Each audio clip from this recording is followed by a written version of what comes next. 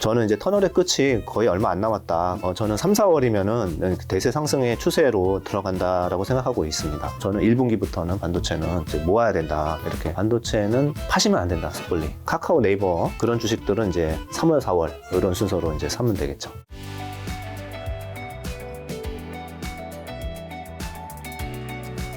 (30년) 이상 이제 주식시장에 계신 대표님은 이제 가볍게 일단 작년 어떠셨는지 막 묻고 올해 장 바로 시작하겠습니다. 작년은 투자가들이 대부분 힘들으셨을 거고요. 저희도 뭐 회사 사정이 별로 좋진 않았습니다. 그렇다고 뭐 적자가 나거나 그러진 않았지만 그래도 회사가 이제 투자한 것들이 손실이 나는 것도 있고 이래서 굉장히 어려운 한 해였고요. 예, 반면 리스크 관리는 뭐 철저하게 했는데도 굉장히 쉽지 않은 한 해였다라고 이제 평을 하고 싶고요. 올해는 반대로 이제 연초부터 좀 분위기 바꿔서 좀 잘 열심히 하고 있습니다. 네. 자산운용사에서는 리스크 관리를 혹시 좀 어떻게 하시고 그다음에 자산운용사의 그 리스크 관리를 또 개인이 하기 힘들 수는 있잖아요. 예. 개인은 좀 리스크 관리를 좀 어떻게 할 수 있는지 뭐 이런 거 가볍게 있을까요? 조금 이제 이해를 돕기 위해서 저희는 이제 고객사들이 대부분 기관 투자가들입니다. 연기금 뭐 이런 쪽들이라서 하나는 이제 그쪽은 주식을 할 때 90% 이상 주식을 하기를 원해요. 그래서 아무리 뭐 시장이 나쁘더라도 기관 투자가들은 항상 자산 배분 90% 이상 한다. 왜 그러냐 하면은 30년, 40년 해보니까 그냥 샀다 팔았다 하면서 50으로 갔다가 90으로 갔다가 이런 거를 사람이 해봤는데 수익률이 더 안 좋더라고요. 그게 통계입니다. 그래서 미국도 마찬가지고 전 세계 그 주요 펀드들 중에서 더 큰 규모가 헤지 펀드보다는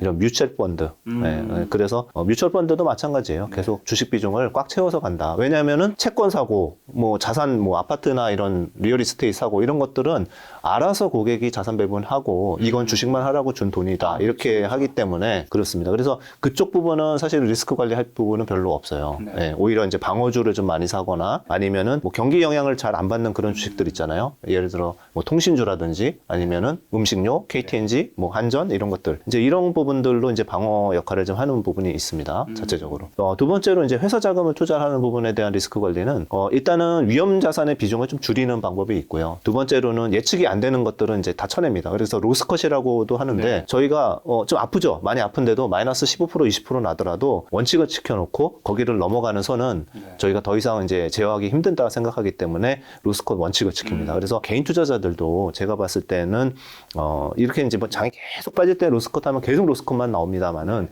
그래도 본인이 봤을 때 생각하고서 이제 올라간다고 하고 산 거잖아요. 그렇죠. 그렇지만 손실의 폭을 한번 미리 산정을 해놓고 좀 지키는 이런 것도 굉장히 개인들이 할 수 있는 방법이에요. 그래서 예를 들면 이제 개인마다 다르겠지만 보통 한 10% 정도? 또 저희는 뭐 20% 로스컷이지만 개인분들은 뭐 15% 이렇게 본인이 정해놓으시면 그 한도를 내려왔을 때는 그래도 털어내고 다시 좋은 종목을 찾거나 아니면 그 종목이 더 빠졌을 때 다시 들어가거나 이런 방법으로 이제 리스크 관리할 수 있는 방법은 있죠. 그런 식으로 리스크 관리를 하시고 이제 올해는 이제 주식시장에서 이제 다시 좀 큰 수익을 낼 수 있을 거라 보시는데 자, 현재 한국 증시, 미국 증시 어떻게 보고 계세요? 점검 한번 해주시면. 뭐 한국이랑 이제 미국이랑 이제 큰 맥은 같이 하는데, 네, 그 한국이 미국이랑 뭐 코스닥과 나스닥이 전 세계에서 거의 제일 많이 빠진 시장 중에 하나입니다. 네, 그래서 올해는 그 워낙 작년에 안 좋았기 때문에 저점을 잡고 반등을 할 거라고 좀 생각을 하고 있는데요. 네, 특히 그 유럽의 국가들을 보면 오히려 유럽 국가들이 경기 침체 온다 이런 얘기도 더 많았었고 그랬는데도 불구하고 지금 영국 지수는 신고가가 났고요. 인도도 거의 신고가 레벨이고 그다음에 독일, 프랑스 마찬가지로 고점 대비 많이 저점 대비 반등을 했습니다. 그와 같이럼 경기가 이제 턴어라운드 하는 게 보여진다고 그랬을 때는 반등할 여력이 남아 있는 게 나스닥과 이제 한국의 코스피 코스닥들입니다. 그래서 지금 이제 전체적으로는 좀 좋게 보는데 차차 이제 뒤에 그 근거들을 좀 하나씩 말씀을 드리도록 하겠습니다. 네. 근데 1월에 어쨌든 한국 증시는 좀 급반등했지 않습니까? 생각보다 가파르게. 급반등한 이유는 혹시 어떻게 보세요? 그리고 지금 이미 좀 반등했기 때문에 뭔가 사기에 좀 부담스러움을 느끼는 개인 투자자분도 있더라고요. 네. 그 반등 원인은 뭐 다 아시는 것 중에 하나 제일 큰 게 지금은 저 중국 차이나 리오프닝이었던 것 같아요. 그러니까 차이나에서 이제 코로나 늦게 창궐 하고 그 다음에 지금 피크를 넘어간 상황이지 않습니까? 그러다 보니까 외국계에서도 봤을 때 중국에 투자를 해야겠다라는 의견들이 작년 연말부터 나왔어요. 네, 작년 연말부터 나왔고 골드만삭스 같은 경우는 작년 연말에 한국을 바이로 상향 조정을 했는데 CT도 마찬가지고 그렇게 올리면서 그 말 중에 하나가 뭐였냐면 한국이 중국의 경기 회복에 수혜를 받을 거다. 이제 그런 이유들이 달려 있었습니다. 그리고 마찬가지로 중국이랑 한국이랑 포함해서 이머징 마켓에서, 이머징이라 그러면 아시아 외에도 다 포함이 됩니다. 남미 이런 국가들까지. 이런 쪽에서 돈이 빠져나간 게 거의 리만 사태 때 2008년에 그때 빠져나간 것보다 더 빠져나갔어요. 그러니까 이게 이제 조금씩 돌아와야죠. 네, 그게 뭐 이머징 마켓이 매우 좋다 이런 뜻이 아니라 리만 때보다 더 많이 빠져나갔던 거는 달러가 일방적으로 강세를 갔잖아요. 그렇죠. 네, 달러 강세가 굉장히 심화됐고 그리고 국채 수익률도 굉장히 좋았기 때문에 미국 국채가 그쪽으로 돈이 흘러갔던 건 자연스러운 현상이고 반대로 이제 국채 금리가 올라가는 게 막바지 까지 왔으니까 여기선 자연스럽게 다시 회귀해서 이머징 마켓으로 돌아오는 겁니다. 그래서 이제 그런 것들을 봤을 때 강한 바이콜이 있었고 실제 외국인 자금들이 연초 이후로 1월 달만 해서 코스피를 한 6조 5천 정도 샀어요.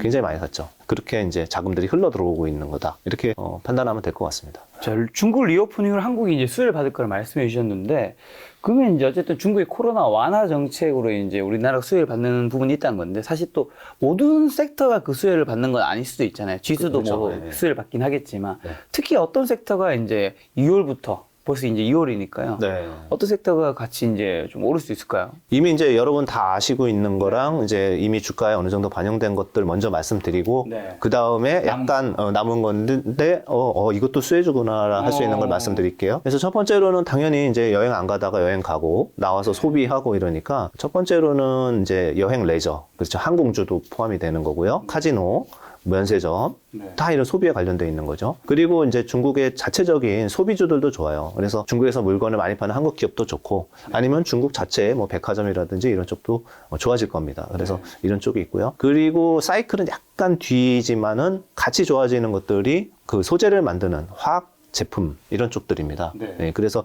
예를 들어서 옷을 더 사게 될 거고 이제 이렇게 하더라도 스판덱스가 들어갈 거고 섬유가 들어갈 거고 이런 부분들이 있는데 이런 게 다 화학 제품들이 많이 들어가죠. 폴리에스테르 뭐 이런 쪽들도 마찬가지고요. 그리고 이제 경기 활동이 뭐 커지면은 제일 쉽게 생각할 수 있는 게 제일 많은 게 뭐 비닐백이라든지 편의점 슈퍼 갔을 때 들고 있는 비닐백 다 그 화학 제품으로 만들거든요. 그래서 전반적으로 화학 주식들도 이제 2분기 이후로는 약간 수혜주의 역할을 할 거예요. 근데 그 숫자는 그때 가서 보일 거고요. 네, 그렇게 말씀드리는 이유가 제가 이제 삼성증권이랑 이제 며칠 전에 세미나를 했었는데 그때 중국이 그럼 소비가 얼마나 늘어날 거냐라는 거를 좀 구체화해서 봤어요. 그래서 다 좋아질 건 알고 있는데 생각보다 굉장히 큽니다. 그 금액이. 그래서 이제 그걸 잠깐 말씀드리면 미국이 우리가 리오프닝 할 때 보복 소비 보셨죠? 네, 한국도 보복 소비 보셨죠? 명품 막 작년에 명품이 5번 가격을 올렸어요. 샤넬 백 이런 것들. 그런 게 이제 보복 소비가 이게 해외 여행 못 가니까 그 돈 쟁여놨다가 갔다가 백화점 가서 명품 사는 거예요. 투자. 그렇죠. 해외 여행 한 번 가면 500만 원, 1000만 원인데 백 하나 살 수 있잖아요. 네. 그게 우리는 받고 경험했고 이게 이제 중국 차례다. 그러면은 중국이 금액으로 따지면은 저축액이 얼마가 늘었냐 하면은 한 10조 위안 정도 더 늘었대요. 네. 평소보다. 네. 그러니까 초과 저축이라고 합니다. 뭐 어느 정도 저축이 평균적으로 코로나 전에 있었는데 그걸 넘어서는 저축. 그게 10조 위안이면은 1,800조 원이죠. 우리나라 돈으로. 그리고 이제 그 중에서 한 절반 정도를 쓸 거라고 생각을 하는 거죠. 네. 왜냐하면 정상 레벨로 내려가야 돌아갈 되니까. 테니까. 네. 그래도 1,000조 원 정도 됩니다. 네. 그러니까 중국이 앞으로 6개월 동안 한 1,000조 원 정도 쓰는 모습을 아마 여러분 뒤에 나중에 보실 겁니다. 네. 그 1,000조 원이 휩쓸고 가는 것들이 그렇죠. 주식은 수혜가 받을 거죠. 그거는 이제 방금 말씀하신 뭐 리오프닝 여행 레저 카지노 항공 면세점은 좀 빨리 받았고 이제 그다음에 이제 중국 소비재 백화점 뭐 그다음에 소재 화학 쪽 그렇죠. 이 관련이 있다. 의류도 포함되는 거죠. 의류도 네. 포함되고. 뭐 그렇다고 뭐 돈 많다고 밥을 3끼 먹을까 4끼 먹지는 않잖아요. 그렇지만 네, 레스토랑 가는 것도 좋고 이런데 그거는 이제 한계가 있고 오히려 뭐 화장품도 그럴 수 있고 화장품이나 이렇게 약간 사치제들 이런 것들 그다음에 백화점에서 파는 품목들 잘 생각해 보시면은 그 수혜를 확실히 받을 거예요. 네. 좋은 팁이네요. 네. 쉬운 거죠. 이건 쉽습니다. 이거. 네. 그럼 이제 2023년 네. 주식시장 올해는 어떻게 좀 전망하시나요? 예, 뭐 전망이 네. 뭐 전문가들이 많이 틀려서 좀 어렵긴 한데 조금 이렇게 그 많이 틀릴수록 이렇게 약간 높아지는 확률이 조금 더 좁혀지고 있어요. 그러니까 그때는 자신 없었던 게 많았어요. 왜냐하면은 경기 침체 올지도 모른다라는 부분도 있었고 연준도 뭐 어디까지 올릴지도 몰랐고 금리를. 그러니까 전체적으로 좀 어려움이 예측이 있었는데 지금은 약간 이제 안개가 서서히 가시고 있는 것 같아요. 네, 그래서 저는 이제 터널의 끝이 거의 얼마 안 남았다. 거의 한 뭐 두세 달만 더 지나가면은 확실히 이게 대세 상승인지 아닌지를 볼 수 있을 것 같다라고 생각을 하고 있고요. 네. 그리고 결론부터 말씀드리면은 저는 3, 4월이면은 대세 상승의 추세로 들어간다라고 생각하고 있습니다. 아, 대세 상승이요? 예, 예. 대세 상승 얘기하면 또 근래에 되게 오랜만인 것 같긴 한데 이야기 들어보겠습니다. 네. 그러니까 이제 그로스일 자사운용입니다, 예, 여러분. 예. 대세 상승이라는 게 이제 기울기가 지금 반등했다가 또 떨어지고 반등했다가 또 떨어지고 이러는데 이 저점이 계속 낮아지면 대세 하락이고 그렇죠. 예, 예, 반대로 이게 떨어졌다가 다시 올라가는데 고점을 더 벗기고 올라가고 조금씩 이렇게 기울기가 오른쪽으로 지금 올라가면 저점은 올라가고 있죠. 예, 그게 이제 대세 상승입니다. 한 세 가지 정도의 근거로 이거를 이제 말씀드리고 싶은데요. 네네. 예, 이제 제가 말씀드리는 건 사실 뇌피셜은 없어요. 그냥 다 통계적인 얘기들을 드리는 건데, 첫 번째로는 그 경기 선행 지수들이 지금 이제 1년 6개월째 빠지고 있어요. 그래서 대표적으로 OECD 경기 선행 지수가 2021년 7월부터 빠지기 시작을 했고요. 그리고 또 하나 ISM 제조업 지수, 서베이 지수죠. 그래서 이것도 선행 지표입니다. 이것도 재작년 여름부터 빠지기 시작했습니다. 그렇기 때문에 거의 1년 6개월 넘게 빠졌고 코스피도 1년 6개월 똑같이 빠졌어요. 아, 이게 거의 비슷하게. 예, 고점이 일치합니다. 예, 코스피 고점과 그 경기 선행 지수 두 개의 고점이 거의 일치합니다. OECD 경기 선행 지수랑 ISM 지수. 네네. 그런데 이게 빠지는 부분이 아직은 도는 거는 안 보였어요. 그런데 한 3, 4월 정도 2분기 중에는 도는 게 보일 것 같습니다. 그래서 그 안에 세부 항목들을 보면은 이렇게 선행성이 있는 것들이 약간씩 도는 모습을 보여줄 것 같아요. 네. 그래서 기간적으로도 이게 2년 이상 빠진 적이 거의 없습니다. 그래서 이제 1년 7개월 정도 빠졌는데 1월까지 포함하면 그 이제 경기 펀더멘탈이 도는 것들이 좀 보일 거다. 이게 이제 첫 번째고요. 두 번째로는 다 아시는 내용. 3월이나 5월 중에 FOMC의 금리 인상의 고점이 나올다라는 거죠. 예, 그래서 지금 시중금리는 이미 빠지기 시작했어요. 시중금리는 사실 정책금리보다 2달 선행합니다. 그래서 만약에 이제 정책금리의 고점이 3월이라고 그러면은 5%, 3월이라 그러면은 그게 1월 달에 벌써 이제 그 시중금리는 이미 고점을 치고 떨어지고 있는 거고요. 5월로 늦어진다 하더라도 5월에 한 번 더 예상을 깨고 더 올린다 이렇게 하더라도 뭐 3월이면은 시중금리는 고점을 치고 떨어집니다. 그 뜻은 뭐냐면은 금리가 떨어진다는 거는 사실상 유동성이 좋아진다는 거예요. 그래서 지금 1년 내내 유동성이 축소가 됐었거든요. 그쵸. 이게 이제 풀리고 있다라는 얘기입니다. 이게 풀리니까 그 대표적으로 비트코인 가격이 바닥에서 30% 오르고 뭐 영국 지수나 이런 것들이 올라가고 그 다음에 뭐 금 가격도 올라가긴 하는데 이런 식으로 이런 현상들이 나타나는 게 그걸 반증하는 겁니다. 예. 그래서 이제 그 두 가지를 말씀을 드렸고요. 그래서 경기 선행 지수와 그 다음에 FOMC의 금리 이 두 부분. 그리고 이제 마지막으로 이제 남은 악재가 뭐냐면 시장을 지금 나쁘게 말씀하시는 분들은 기업 이익이 하향 조정이 더 돼야 된다. 이렇게 나쁘고 해고하고 있는데 지금 이익이 어떻게 벌써 돌아섰느냐. 그 맞는 말입니다. 맞는 말이라서 그래서 제가 지금 당장 뭐 1월달, 2월달 이때 얘기하는 게 아니라 하향 조정이 충분히 끝나는 부분이 제가 보기에는 1분기까지는 가야 될 것 같아요. 네. 그래서 이제 1분기까지 가게 되면은 그 부분도 이제 어느 정도 해소가 되고요. 그럼 하반기 좋아지는 거 근거가 뭐냐라고 봤을 때는 하나 좀 근거는 있어요. 이거는 손에 좀 잡히는 부분이 뭐냐면은 미국의 빅테크들이 지금 감원 되게 많이 하고 있잖아요. 네네. 네, 그래서 안 좋은 소식 아닌가요? 그게 지금은 안 좋은 소식 같은데요. 네. 기업들 주가에는 사실상 좋은 소식입니다. 작년까지는 고용을 많이 했었고요. 그리고 이제 빅테크들이 감원을 하는 부분은 뭐냐면은 여기는 굉장히 노동시장이 유연해요. 그래가지고 연봉이 높은 사람들, 이런 사람들 위주로 많이 자르고 있어요. 그래서 실질적으로 뭐 구글, 뭐 메타, 아마존 다 보면은 평균적으로 6에서 한 10% 정도 감원을 하고 있습니다. 근데 그 인원들이 하반기에 가면은 인건비가 떨어지는 효과가 나와서 예상치보다 그러니까 이제 뭐 전년보다 확 좋아진다라는 의미보다는 비용이 빠진다는 거군요. 예, 비용이 빠지는 효과들이 하반기에 본격적으로 나타날 거예요. 그리고 이제 제가 말씀드린 기업들이 특징이 뭐냐면은 인건비 비중이 큰 회사들이에요. 그러니까 예를 들면 포드, GM 이러면은 자동차 원재료, 철강 뭐 이런 부품 이런 것들이 들어가는 회사들이잖아요. 그런데 이제 그런 빅테크들은 원가가 다 인원이에요. 예. 그런 회사들이 뭐 10%씩 감원을 한다고 하면은 그게 이제 이익으로 좀 좋아지는 모습들이 하반기부터는 나올 거다. 이런 부분이죠. 그래서 이익은 아직 완성이 안 됐고요. 아까 말씀드린 OECD 경기 선행 지수도 꼬리를 트는 거를 봐야 돼요. 아직은. 그게 이제 저희가는 지금은 아직 안 틀었는데 그래서 아직은 박스권이라고 생각하지만은 그것까지 돌기 시작하면은 좀 지수가 기울기가 우상향으로 바뀔 거다라고 생각하는 거죠. 근데 OECD 경기 선행 지수 ISM 지수가 지금은 안 틀었다고 했잖아요. 네, 아직. 그리고 앞으로 틀 거라고 보신다는 거잖아요. 예. 그럼 앞으로 틀 거라고 보시는 이유는 뭔데? 일단은 사이클상으로 네. 1년 7개월 정도 빠졌기 때문에 뭐 2년을 넘어간 적이 거의 없었기 때문에 이제 그런 부분이 하나 있고요. 그리고 세부 항목들을 보면은 이런 부분들이 있어요. 장단기 금리 차라든지 네. 국가마다 다 달라요. OECD 경기 성능 지수. 우리나라에는 이제 수출이 들어가 있고 뭐 이런 식으로 여러 가지 이제 복합적으로 구성이 돼 있습니다. 그런데 보면은 장단기 금리 차들도 지금 굉장히 많이 최대로 벌어져 있거든요. 이제 이 부분이 축소가 될 수가 있어요. 왜냐면은 잘 아시겠지만은 정책금리 따라가는 게 이제 단기적으로 2년물, 국채 2년물, 그 다음에 장기 경기선을 나타내는 게 10년물이잖아요. 근데 2년물이 훨씬 빠르게 올라갔었는데, 페드가 멈춰줘. 그러면 2년물도 떨어지거든요. 10년물은 크게 안 움직이고. 이러면 장단기 금리차가 플래팅해서 약간 눕혀지는 거예요. 네. 이런 것들이 선행지수에 다 들어가 있습니다. 네, 이런 부분들. 그래서 유동성이 좋아지는 부분들, 이런 게 있고요. 주가도 선행지수에 들어가 있어요. 재밌지만 주가도 들어가 있어서 서로 물고 물리는 관계인데 그렇고요. 한국 같은 경우는 수출이 들어가 있는데 한국은 조금 이제 그 부분이 뭐냐면 반도체 수출이 좀 계속 안 좋잖아요. 그래서 어제도 이제 삼성전자 제가 컨퍼런스 콜도 하고 했는데 삼성전자에 따르면은 반도체가 가격이 다시 회복하는 거는 하반기로 보고 있어요. 네, 그래서 우리나라 같은 경우 수출이 돌아서려고 그러면은 일단은 지금 하반기가 좀 돼야 될 것 같습니다. 그래서 이런 요소들이 늦어도 2분기, 틀리면은 3분기 이렇게 되는 거거든요. 네, 한국 같은 경우. 네, 그렇게 해서 이제 OECD 선행 지수들이 좀 턴할 요건들은 많이 갖추고 있다.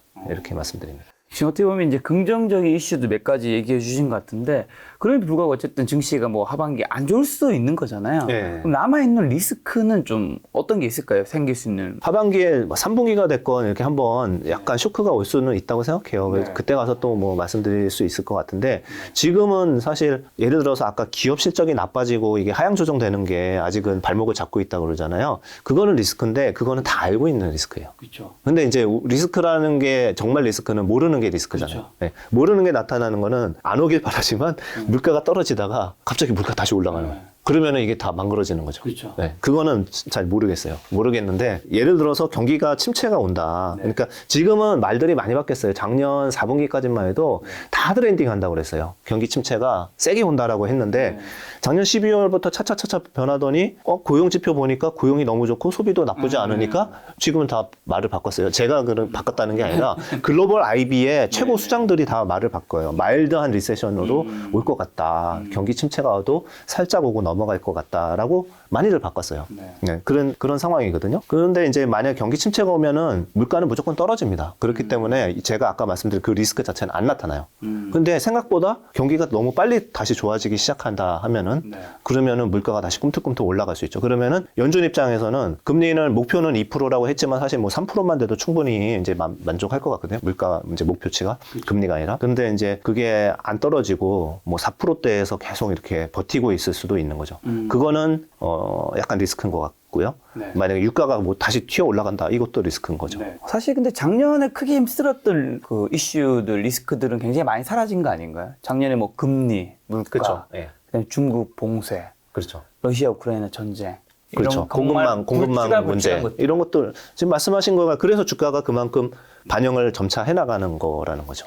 제가 찾아보니까 작년에 가장 수익률이 좋았던 것 중 하나가 이제 원자재 투자라든가 네. 현금이라든가 금이던데, 올해 이제 유튜브 같은 데 보면 이제 올해 경기 침체 온다, 아직 이제 증시 안 오를 수도 있다, 이제 현금 지켜야 하는데 현금 모아라, 나중에 쓰려면, 이렇게 하시던데. 네. 근데 지금 대표님 말씀 들어보면 현금으로 이제 뭘 살 준비를 지금 점차 계속 해야 되는 것 같은데, 그렇죠. 현금으로 그러면 뭘 사야 한다고 보세요, 일단은? 사람들이 2년 연속으로 이제 같이 계속 올라가는 특정한 자산은 별로 없습니다. 네, 그러니까 어느 정도 이제 작년에 많이 빠진 거에서 고르면은 올해 수익률로 따졌을 때는 더 높게 나올 수 있거든요. 물론 이제 안전하게 금을 가져가고 뭐 이럴 수도 있겠죠. 그렇지만은 금은 약간 이제 안전자산 선호 현상이 나타나면서 동시에 현금이 갈 데가 없었거든요. 현금은 많았는데 이제 그런 부분들의 수혜를 받았던 것 같고, 아까 말씀하신 커머더티 이런 그 원자재들은 유가도 올라갔고 뭐 이런 수혜를 받았던 것 같습니다. 그래서 정유의 이익이 올해 4분기에 뭐 사상 최대 이익이 나오고 뭐 이랬는데, 그런 것들은 이제 점차 이렇게 페이드 아웃 하는 것 같고요. 오히려 이제 지금 1분기로 봤을 때는 채권이 굉장히 유리한 자산인 것 같아요.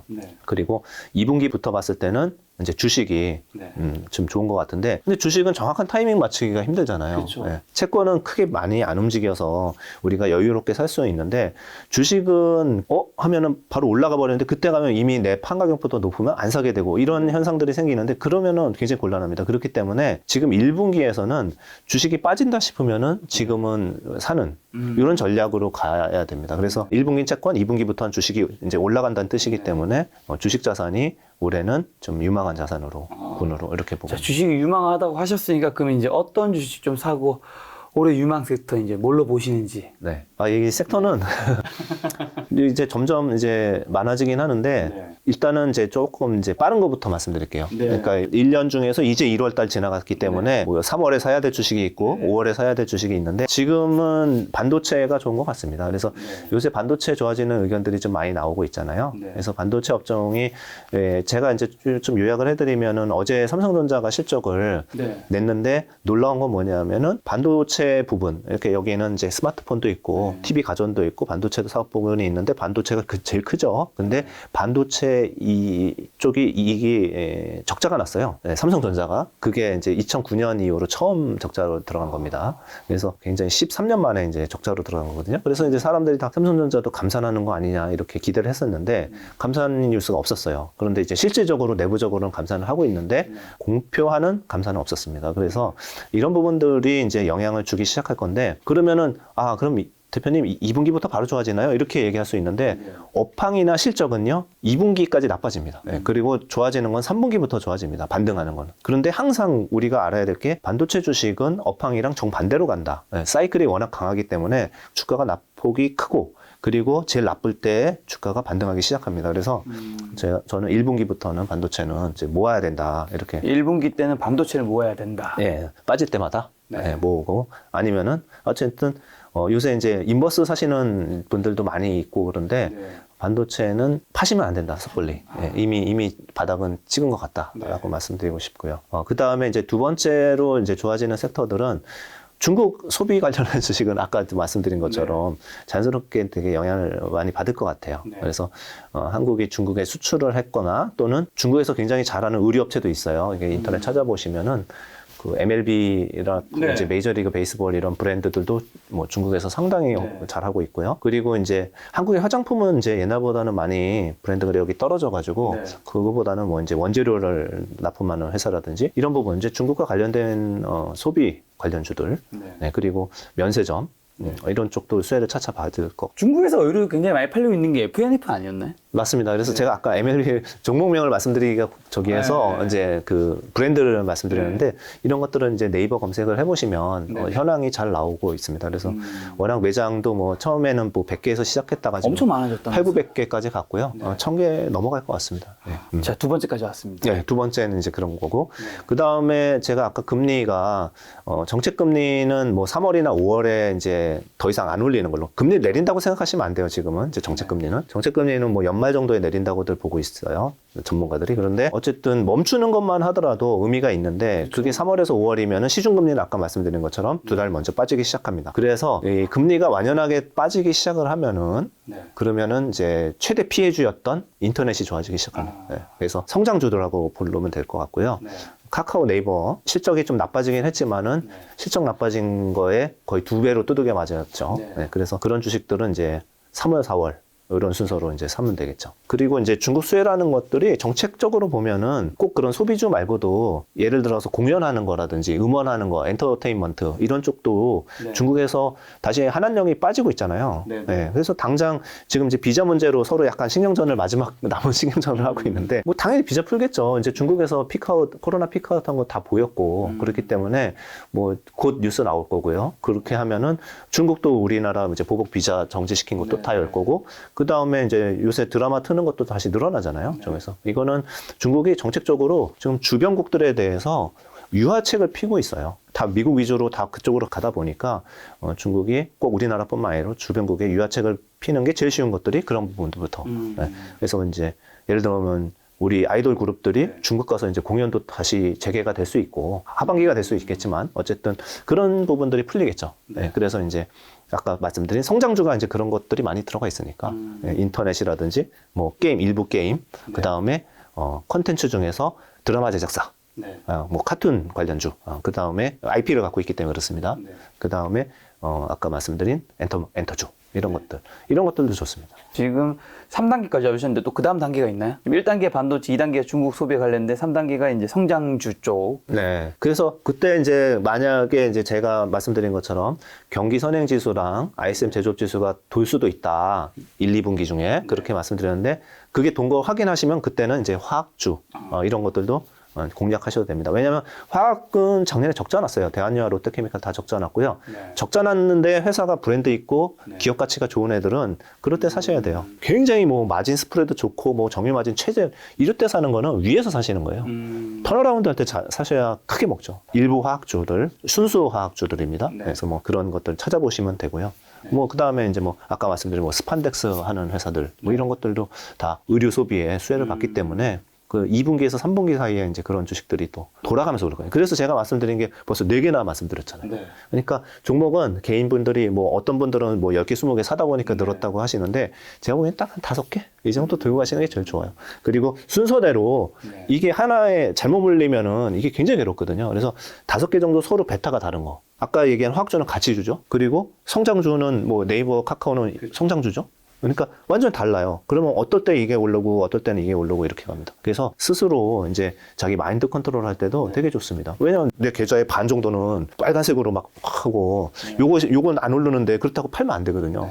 딱 때가 있어요. 네, 그래서 제가 말씀드린 게 뭐 1분기, 2분기 나눠서 말씀드렸습니다. 지금 화학주는 아까 전에 3분기 말씀해 주셨던 것 같은데 네. 그럼 4분기는요?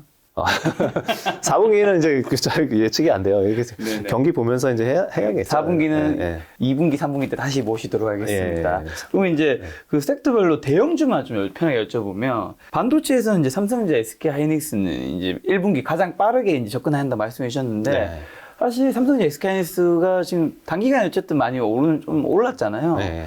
지금 이게 이제 어느 정도 반영이 되었다고 생각하시는 분도 계실 것 같은데 어떻게 네. 봐야 될까요? 일부 반영이 됐죠. 일부 반영이 된 게 이제 일단은 외국인들이 많이 샀고 외국인들이 연초에 한 7조 가까이 사면서 반도체 위주로 쓸어 담았거든요.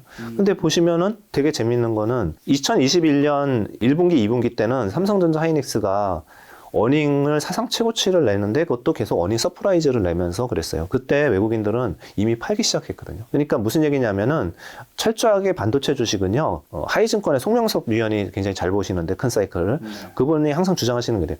다른 거 복잡하게 보지 말고 그냥 경기 지수랑 똑같이 간다. 그래서 ISM 제조업 지수랑 이거랑 똑같이 가니까 그거 돌 때 돈다라고 얘기를 했었거든요. 네, 그런 식으로 이제 움직이는 게 사실 맞아요. 그렇게 뭐 20년간 그렇게 움직였는데 그걸 부정할 수는 없잖아요. 그러니까 마찬가지로 경기가 돌아선다고 생각하면은 일부 트레이딩은 할 수 있죠. 트레이딩은 할 수 있지만 제일 그래도 확률이 높은 전략은 뭐냐. 만약에 빠진다. 네, 예를 들어서 FOMC에서 더 세게 얘기해가지고 시장 빠질 수도 있잖아요. 빠질 수 네, 1월 달에 잘했으니까. 그래서 2월 달에 빠질 수 있잖아요.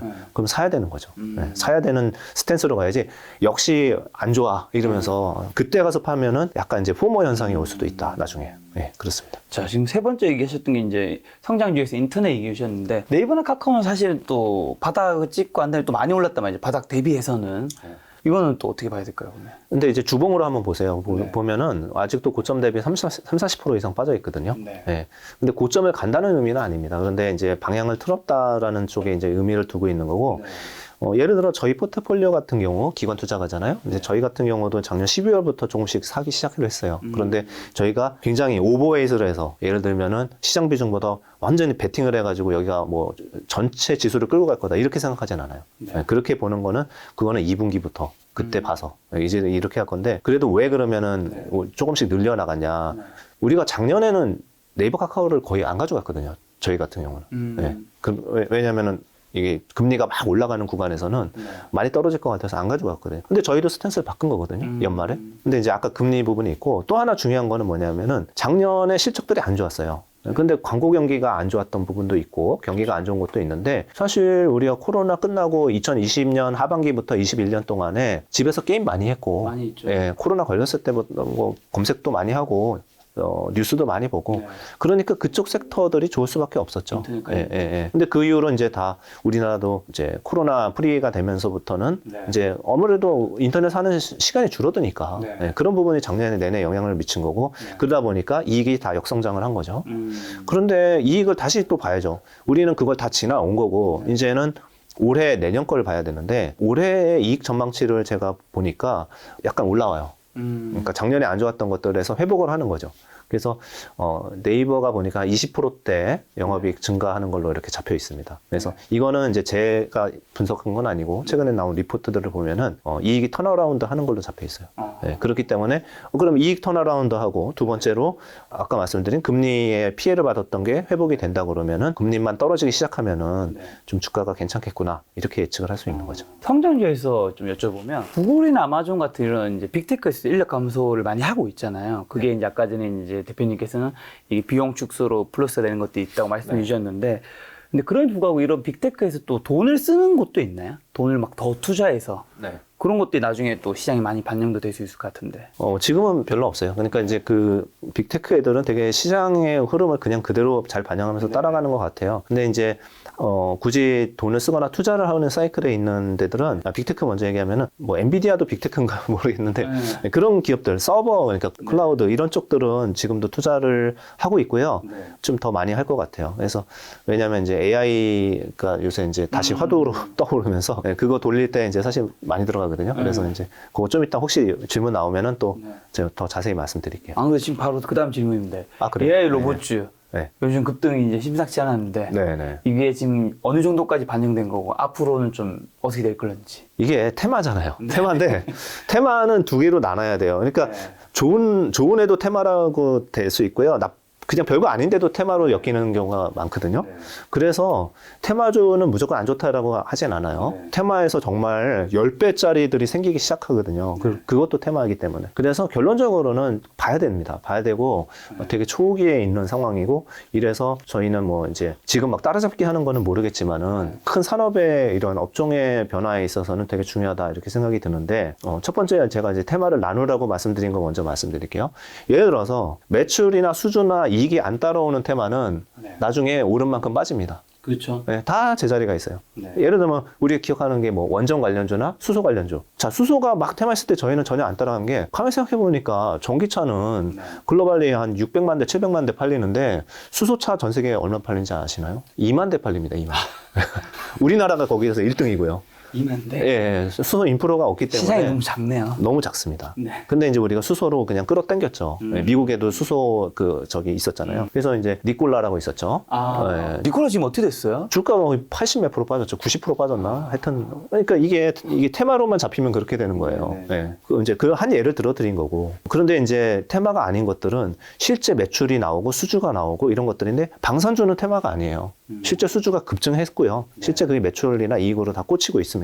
앞으로 계속 그럴 거고요. 자, 그러면 이제 원론으로 돌아와가지고 그러면은 AI 관련주나 로봇 관련주가 그러면은 단순히 기대만이냐 아니면 실제 돈을 벌 거냐. 여기 기존은 돈을 벌 거냐인데 벌 것 같습니다. 그래서 먼저 그 AI GPT가 처음 나온 게 작년 11월 초거든요. 그래서 이제 2달 반, 3달 됐네요. 이제 3달 됐는데 챗 GPT 같은 경우는 왜 돈을 벌 거라고 생각하냐면 실질적으로 두 가지잖아요. 모델이 가입자가 많아서 적자가 나더라도 가는 데가 있고 그리고 이제 빨리 그러니까 비즈니스 모델을 태우는 데가 있는데 챗 GPT는 바로 비즈니스 모델로 들어갈 것 같아요. 가입자가 1,000만 명 넘었죠. 짧은 시간 동안에. 그리고 최단기간 가입자가 가장 빠르게 급증한 이런 섹터로 뽑히는데요. 걔네들이 이제 뉴스에 따르면 과금을 하기로 했어요. 그래서 전문가 버전 같은 경우는 과금을 뭐 44불로 제가 기사에서 본 적이 있는데 그렇게 해서 이제 과금을 해서 좀 더 전문가 모델을 이렇게 쓸 것 같아요. 그 부분이 이제 시작이죠. 3달 됐는데 3.5 버전. 그 다음에 이제 계속 올라갈 거고 일부러 그게 보여준 우리가 저도 해봤고 다 해봤는데 그 맛배기로 보여준 게 데이터가 2001년 거 가지고 한 거예요. 그러니까 2001년 것까지만 가지고 그 정도의 파괴력을 보여준 거죠. 그러니까 여기는 이제 어쨌든 마이크로소프트가 적극적으로 투자를 하고 있고 마이크로소프트가 사실 검색 엔진이 없다 보니까 있긴 있죠. 있는데 빙이나 뭐 이런 쪽이 있는데 그게 너무 약하니까 구글한테 다 뺏겼던 거잖아요. 그런데 이제 구글이 이제 이런 거에 대해서 되게 경계심이 많은 거고 구글도 내부적으로 하고 있는 것들이 곧 모델이 또 나올 겁니다. 시장에 소개가 안 된 거지. 근데 우리가 알잖아요. 알파고가 그 바둑에서 이겨가지고 한 게 벌써 4년, 5년 됐거든요. 그때도 주가가 올랐어야죠. 근데 그때는 왜 안 올랐냐? 이거는 우리 이렇게 잘해. 이것만 보여준 거예요. 이걸 어디다 적용할지에 대해서는 우리가 바둑 두는 거 필요 없잖아요. 사실은. 실적이 없는 약간 퍼포먼스 같은 느낌인가요? 그렇죠. 네. 맛배기였죠. 지금은요, 사람들이 이제 광분을 하는 거죠. 이거 했는데, 제가 실제로 해보니까, 뭐, 이제 질문 치고 하면은, 영어로 치면은, 거의 뭐, 리포트도 써주고, 그리고 코딩도 해줘요. 예, 단순한 코딩도 다 해주고. 그리고 그게 되게 방대한 양이고, 많은 걸 찾아서 집대성해서 보여주고 했는데, 3초 걸리더라고요. 최대 걸린 게. 그렇기 때문에, 이런 이제 AI의, 이거는 이제 시작인 거고, 그런데 이제 주가가 많이 올랐죠. 그래서 코난 테크놀로지나 이런 것들은 굉장히 많이 올랐는데 이런 것들은 사실은 한국의 AI잖아요. 근데 아직 검증은 안 됐어요. 그러니까 여기서 무리하게 따라가면 안 됩니다. 차라리 저 같으면은 안전하게 미국에 근데 그 오픈 AI는 상장이 안 돼 있고요. 마이크로소프트는 너무 몸집이 공룡이라서 거기에 조금 들어간 거 가지고 마이크로소프트가 뻥뻥 오르지도 못할 거예요. 그러면은 차라리 인식을 좀 바꿔서 AI를 많이 쓰게 될 때 어부지리로 수혜를 받는 애가 누군가를 찾으면 되죠. 반도체인가요? 맞습니다. 네. 그래서 반도체인데 정답입니다. 그 중에서 더 많이 받는 건 GPU. 네. 그래서 이제 엔비디아가 하고 있죠. 네. 제가 뭐 한국 주식은 뭐 말을 못 하겠지만 미국 주식 같은 경우는 뭐 컴플라이언스 위반이 없기 때문에 이제 편안하게 말씀드리면 그런 섹터들이 좀 수혜를 받을 것 같아요. 그래서 예를 들어서 한번 해보세요. 챗GPT 너무 간편하게 가입할 수 있고요. 그걸로 해서 치면은 사실 이게 엄청난 양의 리소스를 가져다가 보여줍니다. 3초 만에 보여주려고 그러면은요, 이 에너지를 엄청나게 쓰는 걸로 보여요. 전 세계 PC를 다 뒤지는 것 같기도 하고, 서버를 뒤지겠죠. 그러니까 이제 애저라고 왜 클라우드 서비스 하는 게 이제 마이크로소프트가 애저를 하잖아요. 애저에 있는 거기서 엄청난 데이터를 긁어다가 보여주는 거예요. 근데 그게 사실 지금 뭐 1,000만 명, 2,000만 명 가입해서 그렇지 만약에 10억 명 이상 그걸 쓰면은 아마 서버 터질 것 같은 느낌이 드는 거예요. 결국은 그러려고 그러면은 서버 관련한 반도체, 아까 말씀하신 서버 반도체, 그 다음에 클라우드 더 투자 많이 할 것 같고요. 그 다음에 거기서 핵심적으로 지금 연산의 속도를 올려야 되는 거는 결국은 GPU입니다. 그렇기 때문에 이제 그런 섹터들이 수혜를 받는다.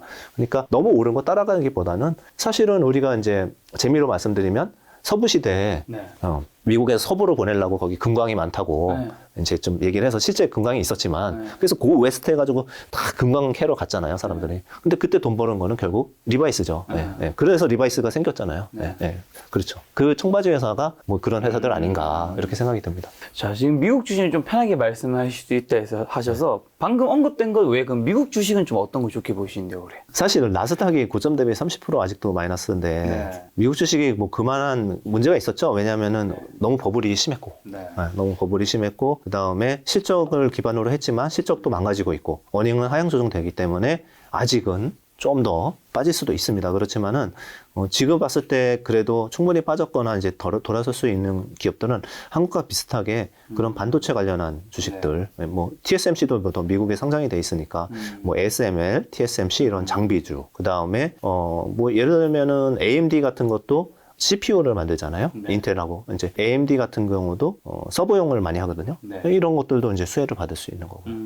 그래서 이런 쪽들 많이 빠져 있는 것들 좀 봐야 될 것 같고요. 빅테크 쪽에서는 뭐 구글이나 이런 것들도 뭐 충분히 빠진 거 아닌가. 그런데 이제 금리가 이제 떨어지기 시작하면 그때 공략을 해도 되니까 아까 한국이랑 똑같습니다. 뭐 그렇게 보고 있는 거고요. 그다음에 이제 엔비디아도 아까 반도체 쪽에 포함이 되는 거고요. 그리고 저는 그렇게 생각해요. 사람들이 되게 한 방향으로 쏠리고 좋을 때는 다 너무 좋다 그러고 나쁠 땐 나쁘다 그러는데 캐시우드를 막 한동안은 그러니까 신처럼 이렇게 받던 경우도 있었어요. 이렇게 한 사람의 평가가 극명하게 나뉠 수 있다니. 그렇죠. 아크의 뭐 ETF들 많잖아요.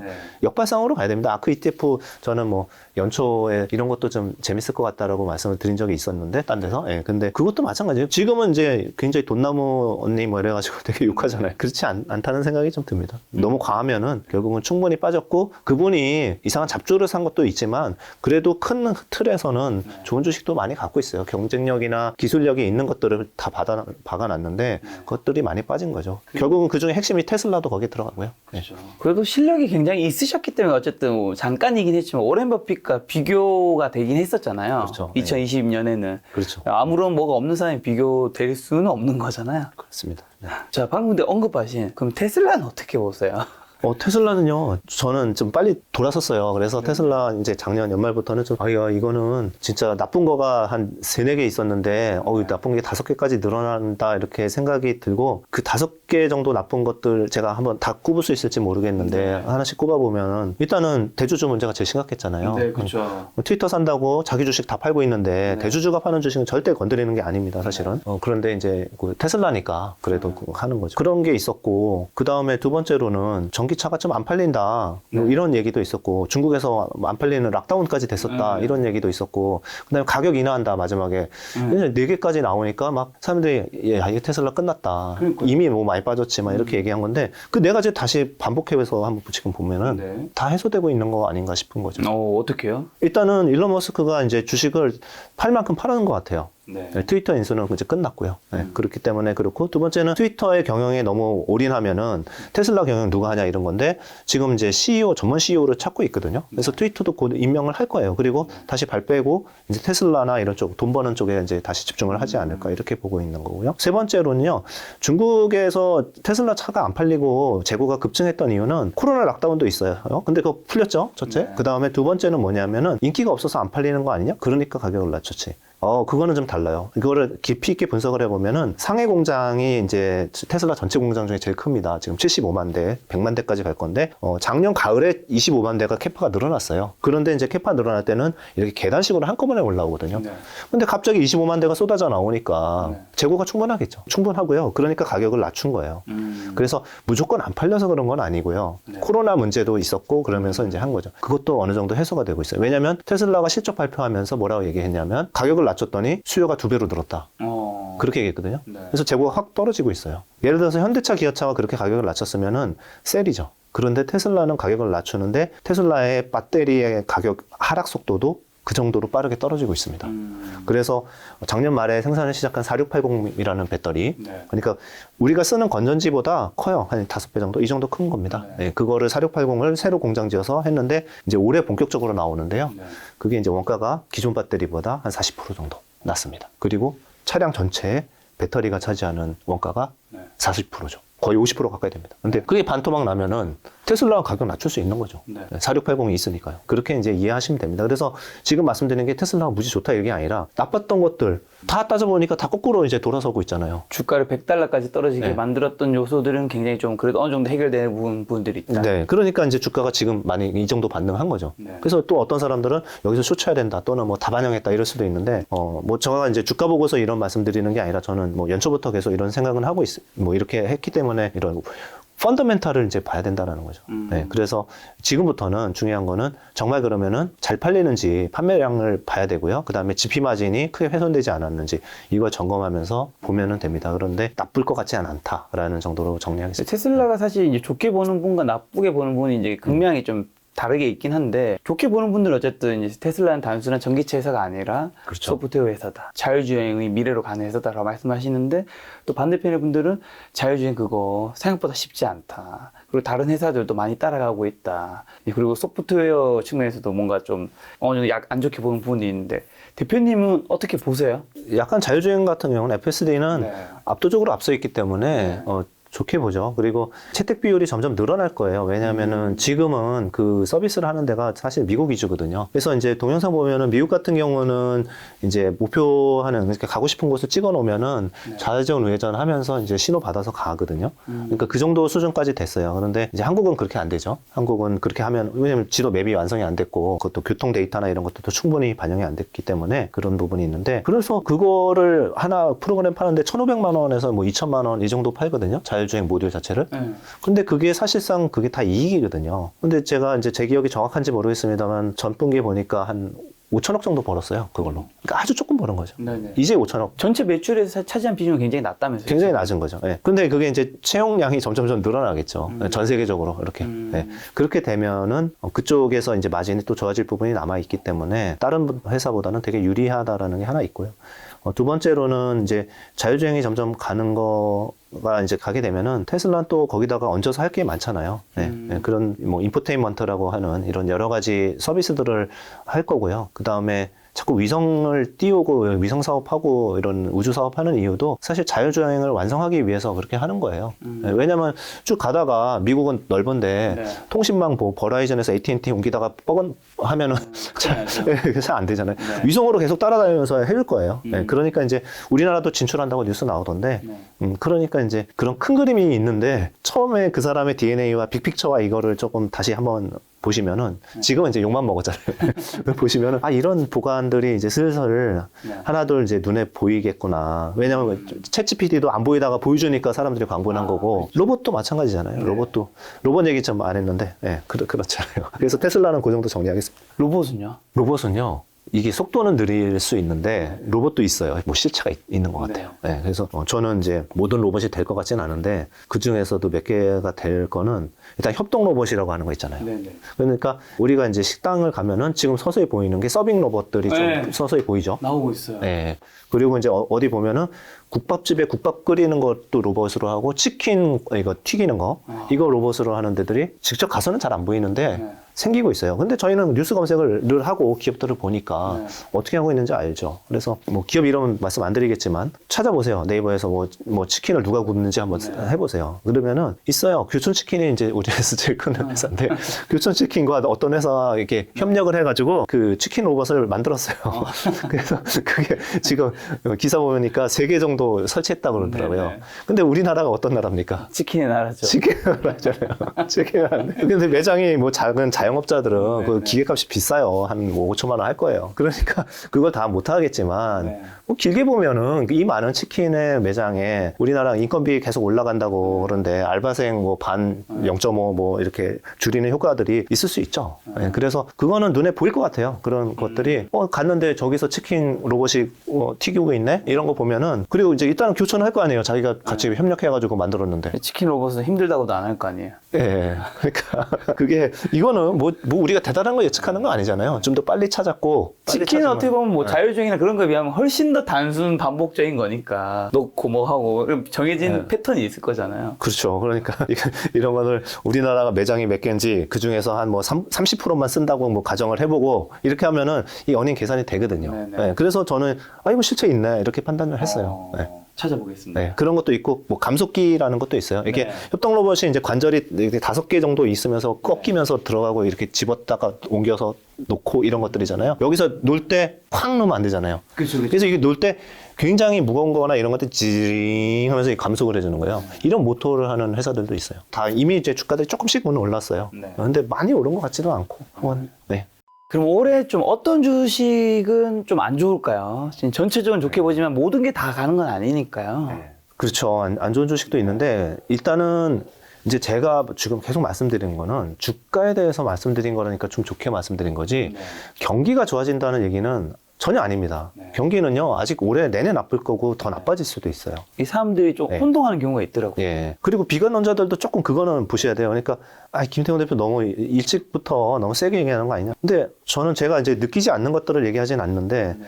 근데 그런 부분도 보셔야죠. 한국 코스피가 1년 반 동안 빠졌단 말이에요. 네. 그동안 경기는 그렇게 나쁘진 않았고. 그럼 이렇게 많이 오랫동안 빠진 이유가 뭔지 이거는 나쁘다 너무 겁을 많이 줬던 거예요. 네, 그래서 정말 이제 나빠지기 시작하겠죠. 네, 그런데 그때 그러면은 이거 봐라 나빠졌으니까 주가도 다 떨어질 거야. 이렇게 보기보다는 많이 반영을 한 기업들이 생긴다. 이렇게 보고 그럼에도 불구하고 그 이제 질문 주신 것처럼 더 나빠지는 기업들도 있어요. 주가가. 그런데 그거는 아직까지는 이제 경기가 민감하게 반영이 되는 그 경기 민감주들 이런 쪽들은 그렇게 좋지는 않을 것 같아요. 그리고 아니면은 이제 작년에 뭐 굉장히 좋았던 주식들 이런 주식 중에서 어닝이 안 올라가거나 고평가된 기업들도 좀 조심은 해야겠죠. 근데 이거는 이제 나쁘게 얘기하는 거니까 제가 뭐 기업명을 말할 거는 없는 것 같고요.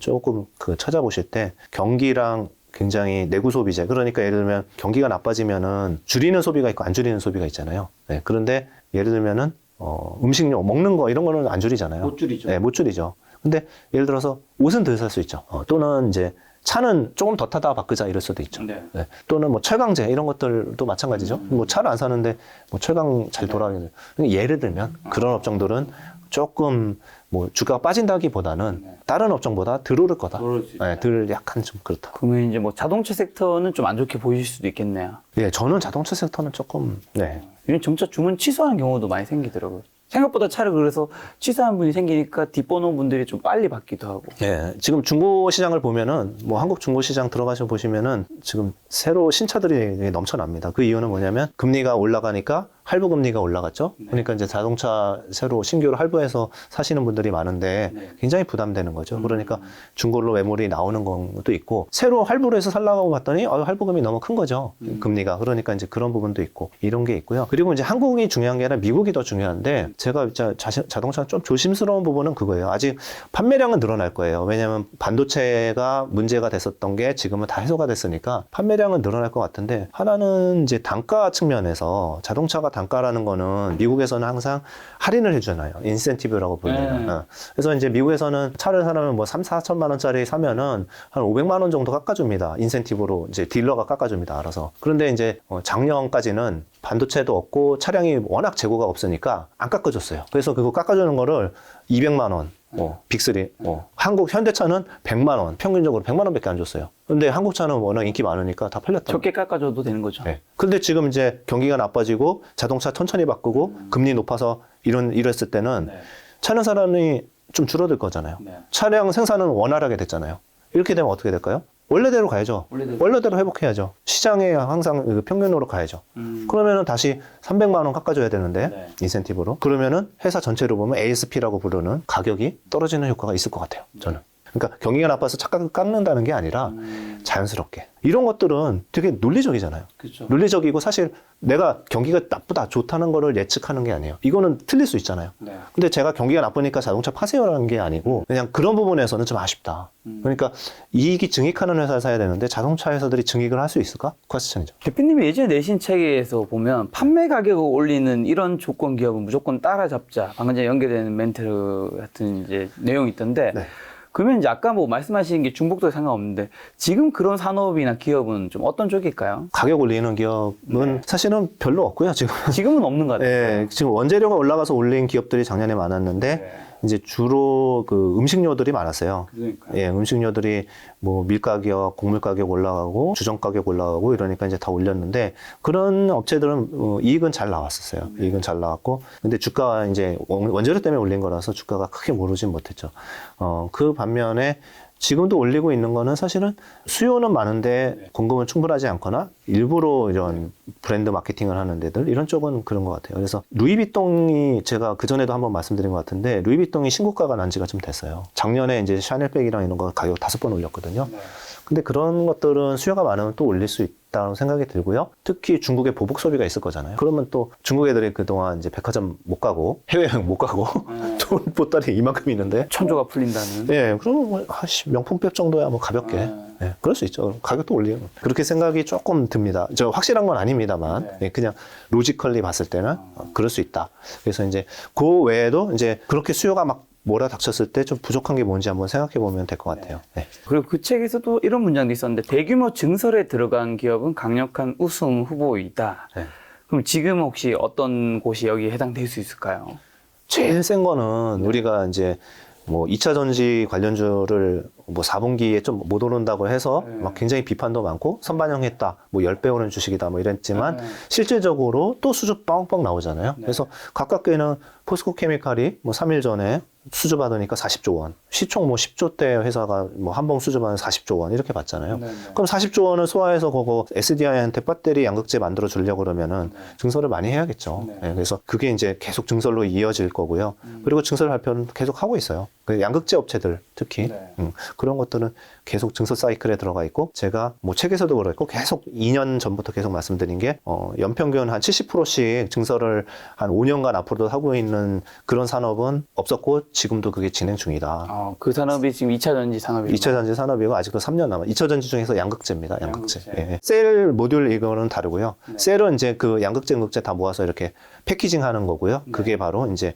SDI라든지 LG 에너지 솔루션이나 이런 기업들이죠. 네. 그래서 저는 이제 양극재 위주로 그다음에 이제 일부 음극재 회사들 이런 쪽이 제일 서플라이 체인에서 제일 갑의 위치에 있습니다. 예, 제일 쇼티지가 나는 그런 업체죠. 대부분 근데 그런 쪽은 주가가 이전에 과거 대비해서 굉장히 많이 오르긴 했지만 지금 좀 주춤하긴 했겠지만 앞으로도 좀 시장이 올라갈 여지가 남아있다는 건가요? 예, 그 주식은 급등하지는 않을 것 같고요. 네. 그냥 삼성전자 같은 주식이 될 것 같아요. 한 2년간은 네. 이렇게 떨어져도 많이 안 떨어지고 올라가도 올라가고. 왜냐면은 계속 이익은 따박따박 낼 거고 옛날에는 비싸다 했는데 PR이 뭐 50배, 40배라고 했는데 지금 LNF 보시면 PR 다 20배 밑으로 다 떨어졌습니다. 예. 이익이 빨리 올라와서 그렇습니다. 창조적 파괴자도 그를 위한 생산자가 필요하다라는 이제 문장도 있었는데 여기에 해당되는 곳은 지금은 혹시 어디일까요? 그쪽이죠. 이제 TSMC 같은 네. 회사죠. 예, 그래서 예를 들어서 테슬라가 자율주행을 하건 아니면 뭐 GPT 챗봇이 AI를 해서 더 정확한 대답을 해주려고 하건 다 그거를 만들어주는 소스를 만들어주는 회사들이 있는데 네. 그 설계했으면 팹에서 그거를 사실 칩 디자인 해가지고 생산 완제품 그러면 하드웨어죠. 예, 네. 그런 것들 만드는 것은 역시나 엔비디아라든지 TSMC나 이런 것들인데 이런 기업들이 사실은 작년까지도 굉장히 이익이 좋았어요. 그러니까 TSMC가 주가가 많이 빠졌거든요. 거기도 고점 대비 제가 기억으로 한 30% 빠진 것 같고 SML도 계속 실적 서프라이즈 냈는데 그 정도 빠졌어요. 반도체 사이클에서 벗어나지 못한 거죠. 이익은 잘 내는데도. 근데 그런 기업들이 충분히 빠지니까 갑자기 이제 이런 테크 주식을 싫어하는 워렌 버펫이 나타나서 TSMC를 뭐 3달 전인가 2달 전인가 매수했잖아요. 그런 현상들이 나타나는 거죠. 그러니까 큰 사이클을 보는 분들이 이 정도면은 굉장히 뭐가 뭐 이렇게 해도 딱 이 회사들밖에 없는데 GPU는 얘밖에 없고 파운드리는 물론 삼성전자가 하지만은 TSMC의 3분의 1도 안 되고 이런 회사들이 독보적으로 있으니까 이런 기업들은 결과적으로 그런 세상이 미래로 가는데 그런 것만 팔고 해도 굉장히 좋아지는 그런 기업들이라는 거죠. 워렌 버핏이 이제 좀 매집하기 시작했으면 개인 투자자분도 지금 가도 늦지 않았을까요? 전혀 늦지 않았다고 생각합니다. 실질적으로 뭐 저 개인적으로도 TSMC를 해외 주식은 저는 투자를 해도 됩니다. 그래서 개인적으로도 TSMC를 이렇게 그 전부터 꾸준히 가지고 있습니다. 책에서 또 이 피크 시점이 이제 주식의 매도 기준점이라고 해주셨는데 요거 이제 뭐 과거 사례로 기반을 한번 설명해 주시고 그다음에 앞으로 어떤 산업은 어느 정도 수치가 되면 좀 조심은 해야 된다. 일단 뭐 어떻게 될까요? 이게 이제 좋은 부분이 뭐냐면은 큰 사이클이 들어왔을 때 큰 상승이 일어나고 그게 이제 어느 정도 뭐라 그러죠? 성장률이 꺾인다고 그러죠. 성장률이 평탄화된다. 그러니까 막 100%씩 성장하고 있는 건 2차 전지 산업이에요. 2차 전지 양극재 산업은 진짜 매출이 이익이 100%씩 늘었어요. 올해 100% 늘었고 또 100% 늘고 이렇게 가고 있어요. 근데 그런 100% 늘다가 갑자기 20%만 느는 거면은 신문에서는 그렇게 나오죠. 뭐뭐뭐 회사 사상 최대 이익 달성. 왜냐하면 전년 대비 20% 늘었으니까. 그렇죠. 근데 그런데 주가는 이미 막 30% 다음에 반토막 이렇게 가고 있어요. 그거는 뭐냐면 우리가 50% 성장하던 회사가 10%로 성장하면은 코스피가 어떻게 성장하냐면 코스피는 연간 10% 성장하는 거를 항상 그렇게 보여주고 있어요. 네. 그래서 코스피가 PR 11배 받잖아요. 그리고 10% 성장하잖아요. 그거를 그냥 잘 아는 거지만 그거 외워두고 그러면은 30% 성장하던 기업이 10% 성장하면은 그 30% 성장하던 기업이 예를 들어 PR이 30배였을 거 아닙니까? 고성장하니까. 그게 10배로 떨어지면은 반의 반토막 나는 거잖아요. 그렇기 때문에 그렇게 이렇게 매도를 잡을 때는 그렇게 잡아야 돼요.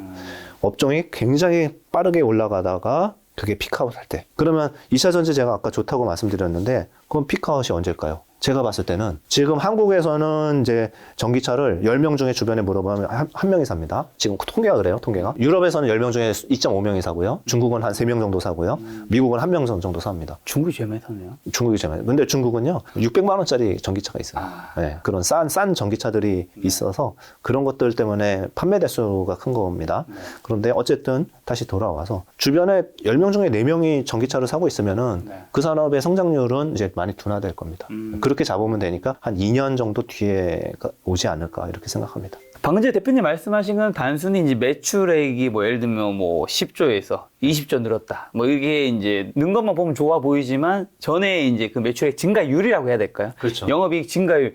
이게 꺾일 때부터는 좀 예민하게 이제 그걸 쳐다보면서 매도를 생각해야 된다. 그렇죠. 정확하게 보시면 증가율을 보시면 되고요.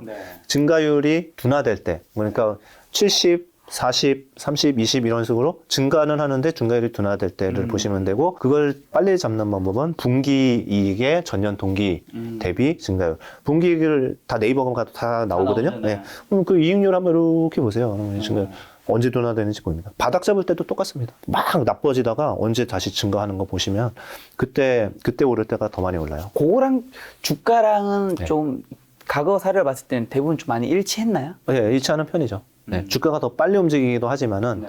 뭐 특히 반도체 같은 경우는 그렇지만은 보통의 업체들은 거의 일치합니다. 그리고 위기에도 끄떡없는 산업은 독과점적 지위를 가진다라는 문장도 있었는데 혹시 지금은 어디가 거기에 좀 해당할 수 있을까요? 사실 뭐 예를 들면 대표적으로는 애플이 시가총액 1위를 달리고 있을 때 이제 워낙 주가 계속 올라가고 있을 때 이런 얘기 굉장히 많이 들었는데 애플도 많이 꺾이면서 아 독과점이라 해서 꼭 그런 게 아닌가 막 그런 생각도 들기도 하고요. 네. 그렇죠. 아까 이제 말씀드린 거에도 중복이 되긴 하는데 그런 것 같아요. 그러니까 세계에서 나 혼자 하는 것들은 사실상 산업에서 거의 찾아볼 수가 없죠. 그런데 뭐 독과점이니까 한 2개 플레이어가 시장을 다 이렇게 다 먹고 있다. 이런 것들은 그런 모습이 나오거든요. 그러니까 사실은 그런 기업은 빠져도 겁은 나지만 그냥 또 사도 언젠가 신고가 가 있고 그런 기업들이거든요. 그래서 말씀하신 것처럼 애플도 그 중에 하나고요. 왜냐하면 스마트폰 해봐야 애플과 삼성과 그다음에 중국은 이제 자기들만의 리그로 이렇게 있잖아요. 그러니까 그런 부분도 있고 iOS는 독점이고 구글도 보시면 전 세계 80%를 다 구글 검색 엔진을 쓰니까 구글도 포함이 되고요. 아까 말씀드린 TSMC는 혼자 거의 시장의 60%를 혼자 다 하고 있고요. ASML이라는 건 제가 아는 유일한 독과점 대기업이거든요. 그러니까 EUV 장비를 만드는 건 전 세계에 ASML밖에 없죠. 그리고 엔비디아 GPU 칩 같은 경우는 뭐 다른 회사들이 있긴 하지만 압도적이죠. 그럼 마이크로소프트도 그렇고요. 다 그런 기업들입니다. 그래서 그런 것들이 위기에 끄떡없진 않죠. 경기 타는데 너무 걱정 안 해도 된다. 왜냐하면 언젠가 신고가 나거든요. 네. 근데 항상 또 그런 명품 주식, 뭐 독점, 경제적 해자 그런 얘기가 들릴 때는 주가가 한창 이제 오르고 있을 때 그렇죠. 그런 얘기가 더 많이 들리면서 네. 내가 사면 약간 내가 고점이 되어버리는 이거를 참 어떻게 구분해야 될까요?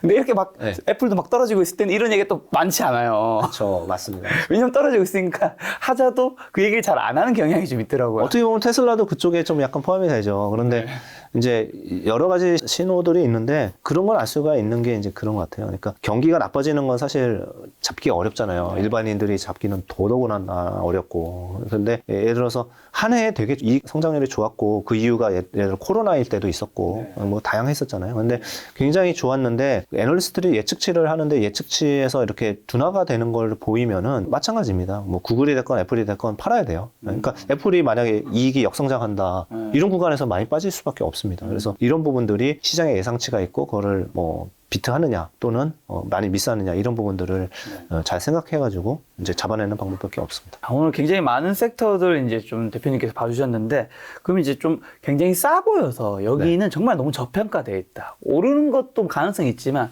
적어도 여기서 진짜 더 떨어지긴 쉽지 않다. 그래서 좀 마음 편한 곳이라면 어떤 데가 있을까요? 우리가 이제 PBR을 보는 이유가 있어요. 아, 네네. 네, 그러니까 PER을 보고 PBR을 보는데 이제 어떤 분들은 우리나라 코스피가 많이 빠져가지고 PR 되게 쌀 것 같잖아요. 아니에요. 올해 예상 PR이 벌써 13배, 14배 이럽니다. 그 이익이 너무 많이 떨어져서 그렇죠. 네, 이익이 예상치가 너무 많이 떨어져서 그래요.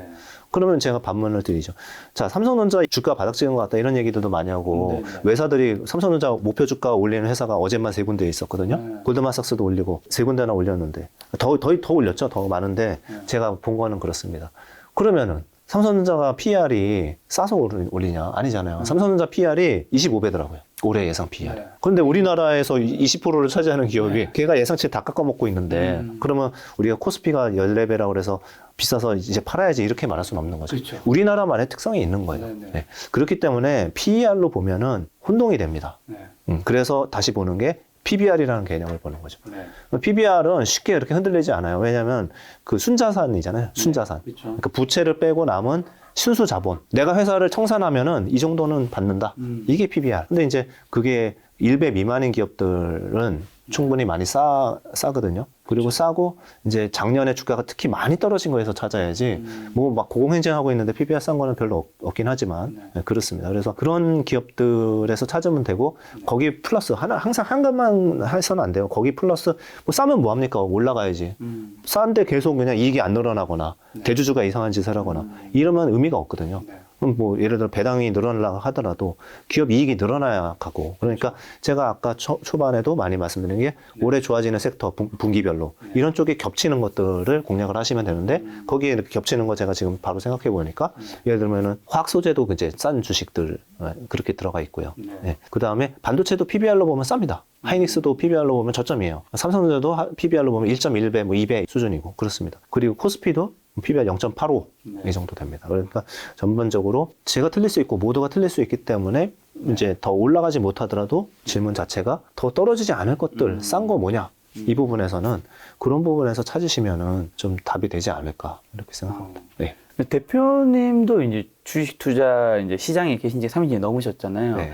미국 시장과 이제 한국 시장이 있으면 양쪽 다 이제 투자를 하시잖아요. 네. 어느 쪽이 더 쉬우세요? 그리고 어느 쪽이 더 수익률이 높을까요? 대표님. 장기적으로 보면요. 네. 미국이 무조건 높습니다. 네. 네. 왜냐면 이게 통계입니다. 네. 네. 그죠. 사실 그 대답이 나올 것 같아서 그 뒷질문을 해서 앞에 사전 질문을 한 거였는데 그러면 네. 자산운용사 운영하시면 한국 주식을 할 필요가 없는 거잖아요. 만약 그 단순하게만 받아들이면 미국 주식 위주로 왜냐하면 장기적으로 여기가 수익률이 더 좋다고 하셨으니까. 근데 네. 한국 주식 분명히 퍼센트가 굉장히 높으실 거란 말이죠. 네.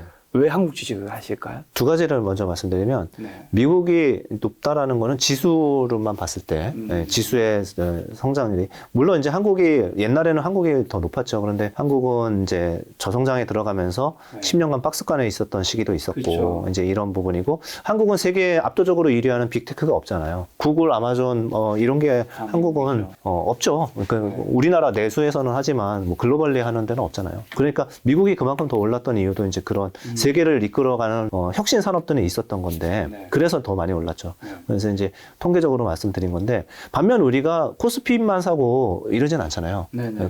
종목 발굴을 끊임없이 한단 말입니다. 그래서 종목까지 들어가서 그렇게 수익률로 보면은 미국보다 더 높을 수 있는 이유가 뭐냐면은 우리가 더 잘 알아요. 더 잘 안다. 우리가 속속들이. 그렇죠. 우리가 이제 한 방도 아마존이나 뭐 구글이나 뭐 예를 들어서 뭐 엔비디아나 또는 넷플릭스나 테슬라나 이런 회사들이 어떻게 돌아가는지는 우리가 하루 늦게 알고 알더라도 미국만큼 빨리는 모르지만 우리가 체감할 수 있는 거 있잖아요. 예를 들어서 편의점이 더 생기거나 아니면은 뭐 아까 치킨 튀기는 그게 더 생기거나 이런 것들을 우리는 옆에서 바로 보거든요. 그렇죠. 그리고 기업 방문도 갈 수 있고 뭐 스타벅스 매장 몇 개 생기는지 알 수 있고 이렇기 때문에 우리가 유리한 정보의 우위가 있기 때문에 이 시장을 포기하지 않는 거예요. 네, 그리고 좋은 기업들도 많고요. 한국에. 네, 그래서 둘 다 이제 그런데 공평한 거는 미국도 많이 빠지고 한국도 많이 빠졌어요. 그래서 지금 시점에서는 나스닥도 좋고 한국 주식도 좋다라고 생각하고 있습니다. 지금 잘 안다고 해주셔서 한 가지만 질문 더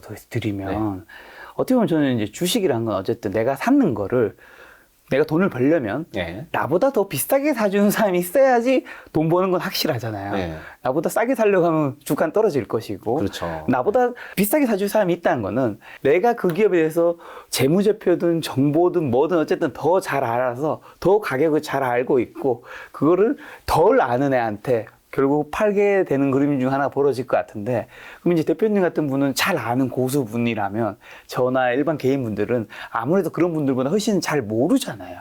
그렇다면 그런 분일수록 오히려 미국으로 가는 게 맞지 않은가? 그렇게 따지면 뭐 미국은 공평하다는 건데요. 근데 지금 저희가 뭐 투자할 때 한 세상이 많이 변해서 요새는 공정공시도 있고 저희가 물론 탐방 가서 더 꼬치꼬치 물어볼 수는 있습니다만 공정공시 위반되는 건 얘기를 절대 안 하거든요. 왜냐면 그거 하나 가지고 자기가 잘못하면은 감옥을 갈 수 있는 리스크를 걸 IR 담당자는 별로 없습니다. 예, 그래서 지금 정보는요 상당히 공평해졌어요. 한국에서도. 그래서 그게 하나 있고요. 그 다음에 두 번째는 지금 이것도 유튜브도 마찬가지고 3%라는 프로그램도 마찬가지고 거의 전문가들이 나와가지고 자기가 아는 지식을 다 쏟아내고 가요. 그리고 여기서 헛소리 하면은 바로 댓글에 이상한 소리 달리고 다음에 못 나옵니다. 쟤 헛소리 한다. 네. 그렇기 때문에 그전에는 뭐 이제 뭐 차트 가지고 이렇게 막 분석하시는 분들이나 뭐 빅이 안 보여주고 뭐 수익률 높은 것만 보여주고 이런 것들도 아직도 있지만 그런 것도 있지만 그러면은 이게 명예가 떨어지고 이렇잖아요. 그러니까 솔직히 말하면 제가 아는 거 여기서 다 얘기하고 가요. 그리고 이상한 밑밥도 안 깝니다. 저한테 도움되는 게 없어도 성실하게 얘기하고 갑니다. 이거를 거의 실시간으로 다 볼 수 있는 이런 환경이거든요. 그래서 저는 지금의 정보의 우위는 기관 투자가 훨씬 높다고 생각하지 않고요. 마지막으로 또 좋은 거는 뭐냐면요. 지금 시장에서 이 좋은 종목들을 얘기를 해도 안 사는 사람이 훨씬 많아요. 왜냐하면 지금도 되게 나쁘게 보는 분들이 좀 굉장히 많다는 투자 거고. 심리 굉장히 안 좋아졌죠. 예, 지금 저는 좀 놀란 부분이 뭐냐면 연초 이후로 주식이 조금 올랐는데 순매수 1위가 곧버스라고 그래서 인버스의 2배짜리를 산 게 기사를 보니까 1위더라고요. 떨어지길 생각한다는 예. 거겠죠. 근데 이 떨어지는 것도 확신 있게 떨어진다고. 그러니까 2배짜리니까. 네. 그리고 2등이 삼성전자, 3등이 그냥 인버스였어요. 어떻게 보면은 되게 안 좋게 보는 분들이 많다는 건 뭐냐면 현금 가진 게 많고요. 그렇죠. 비워놓은 게 많고요. 미국도 펀더멘tal 소베이를 제가 보니까 현금 레벨이 역대 최고치예요. 기관 투자가조차도. 그래서 결국은 뭐냐면은 이 안 좋게 보는 분들이 좋게 보기 시작할 때 주식을 사면서 올라가는 게 아까 그랬잖아요. 누군가 내가 먼저 사고 누군가 더 비싸게 사줘야 되는데 비싸게 사줄 사람들이 비싸게라기보다 더 높은 가격에 사줄 사람들이 굉장히 많아요. 이건 통계를 말씀드리는 거지 제가 뭐 이럴 것 같다는 뇌피셜이 아닙니다. 그분들은 어떻게 보면 주가가 올랐을 때 들어오는 경향이 좀 있었으니까 오르고 확인하고 아 경기선행지수 정말 돌았네 정말 이러고서 사는 거죠. 근데 그게 나쁜 게 아니라 조심스러운 투자죠. 그렇게 해야죠. 네, 그렇게 해야 되는데 그래서 제가 말씀드린 게 기관 투자가들도 현금 보유 비중이 역대 최고치예요. 네, 약간 줄었어요. 미국 기준으로 약간 줄었어요. 이런 부분들은 앞으로도 이제 저도 바로 오른다는 얘기도 아니고 저도 이제 3, 4월 얘기하고 있잖아요. 그래서 지금 이제 세게 얘기하는 거는 빠지면 이게 걱정하지 마십시오. 이제 많이 빠졌습니다. 그 얘기하고 이때 사셔도 그 이후에는 항상 사면 제가 박스권 올라가면 팔아라 계속 그렇게 말씀드렸어요. 3% 나가서도 이거는 박스권 반등장에서는 반등하면 팔고 밑에서 사고 계속 그 얘기를 했는데 제가 지금 다시 선언을 하면은 이번에는 아니다. 이번에는 박스를 뚫을 수 있다. 3, 4월, 5월 뭐 이 중에. 그러니까 반등했다고 그래서 함부로 팔면은 또 위에서 사야 될 수는 있는 데도 있을 수 있다. 이게 이제 좀 제가 바뀐 거예요. 저는 정보에 어떻게 보면 공평화된 거에서 이제 생각이 나는 게 요즘에 이제 댓글 다는 분들이 워낙 요즘에 유튜브 영상도 재테크 영상이 워낙 많으니까 그렇죠. 상승 얘기하는 분도 있고 하락 얘기하는 분도 있고 뭐 섞이니까 뭘 선택해야 될지 모르겠다고 많은 분들이 댓글 다는 경우 있거든요. 근데 충분히 공감 가능한 거긴 한데 저는 사실은 근데 그거는 옛날보다 나은 고민이라 생각해요. 옛날에는 정보조차 없어서 내가 판단을 어디를 해야 될지 모르겠는 그 거리조차 없었잖아요. 근데 어쨌든 지금은 정보는 오픈되어 있고 거기에서 이제 사실 근데 반드시 옳은 것을 맞추는 만한 것만의 정보를 제공할 사람도 없고 그렇게 제공하는 거를 무료로 제공한다는 것 자체가 사실상 좋아진 거죠 세상이. 불가능한 거니까 세상이 참 좋아진 거니까 많은 분들이 좀 좋게 봐주셨으면 좋겠다는 생각이 들고 그 마지막으로 이제 대표님 이제 또 저녁 약속이 있으셔서 보내드려야 되니까 끝으로 이제 2023년에 주식시장 좀 준비하면서 올해는 가장 경계할 행동 좀 어떤 게 있는지만 한번 짚어주신다면. 이제 제가 스스로 반성하는 건 이제 제가 좀 약간 조금 참을성이 부족한 부분이 좀 있던 것 같아요. 네, 그래서 나는 이거를 확인하고 그때 이렇게 움직여야지라고 제 스스로 생각을 하고서도 약간 뭐 예를 들어서 좋아질 것 같은 분위기가 있으면 약간 휩쓸리는 경향도 사람이다 보니까 약간 있을 수 있어요. 근데 저는 이제 그래서 그런 전략을 어떻게 하냐면은 제가 사고 싶은 게 만약에 10이다. 어떤 특정 섹터에 제가 뭐 로봇을 10을 사고 싶다 이러면은 저는 일단은 2를 사요. 2. 그리고 버텨요. 그러다가 왜냐면 종목도 많으니까. 그 다음에 생각하고 틀리게 빠지면은 4로 늘리고 6으로 늘리고 이렇게 합니다. 왜냐면은 지금 경기 침체가 올 수도 있다라고 하고 아직은 뭐 우리가 모르는 물가가 다시 튈 수도 있고 이런 불확실성들이 남아 있잖아요. 남아 있으니까 그런 너무 휩쓰이는 요새 테마가 많다 보니까 막 차트 쓴 거에 휩쓰이는 이런 부안해동하는 투자는 좀 조심하셔야 된다.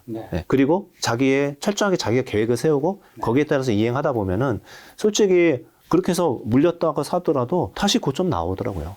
그때 이제 잘 빠져나올 수 있는 기회 충분히 주고 이렇기 때문에 일단은 이렇게 너무 급하게 마음을 먹지 않으셨으면 좋겠고요. 그리고 두 번째로는 비견론이 많아졌기 때문에 여기서 더 너무 나쁘게만 보시는 것보다 좋다고 얘기하는 의견도 좀 귀를 열고 많이 들었으면 좋겠어요. 그래서 양쪽의 밸런스를 맞추면서 본인의 기준을 세우시면은 올해는 좀 승부처가 됐다.